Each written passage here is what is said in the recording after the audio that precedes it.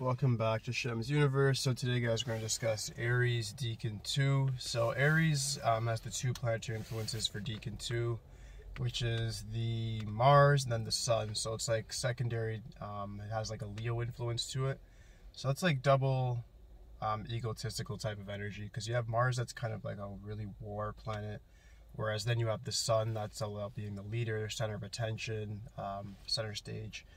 And when you get these planets coming together like a conjunction like that, if you're born into that timeline, then you're going to inevitably be somebody who may be prone to be arrogant, overconfident, but also very, very talented as well, because you guys do have a lot of passion for what you do. There's a lot of fire that you're going to bring to the table, and other people can find it quite intimidating, just like any other Aries. You guys still are, I think, would be the most aggressive type, and because of that, you guys do get very far, especially when it comes to business.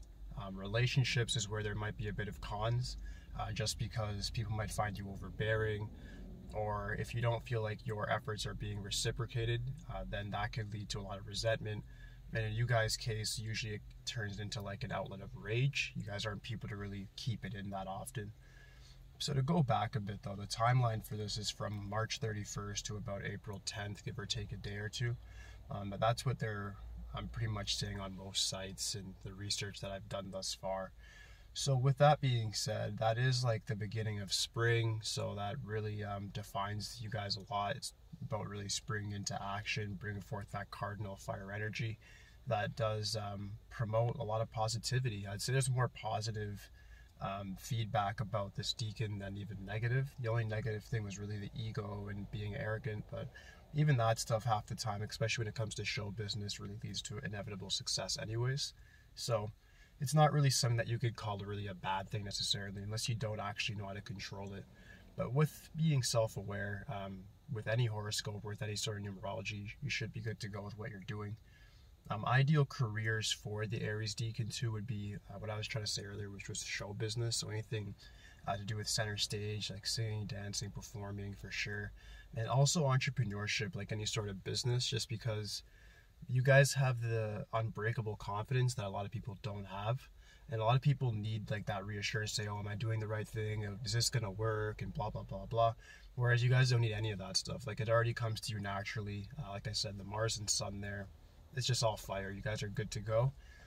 Excuse me, you're not going to really have any doubts about what you're really doing with your life. So you don't really need other people for that reassurance. So any sort of entrepreneurship that you guys want to do, or innovation of that sort, it's going to work out perfectly. I don't have to tell you to believe in yourself, you already do. But you might want to consider that, especially if you're busy just like yelling at your manager every day. So that's just an option for you. Regular jobs though, I like to give those as well. I would say probably anything to do with convincing people to do something that they don't want to do. So like sales, even law enforcement, because people don't really want to follow the law. And I say that because you guys have that aggressive nature that will make people kind of bend to your will. You guys have that persistence, and people kind of sense that aura about you like initially. So because of that, anything to do with forcing your will upon others will be very beneficial to you as well.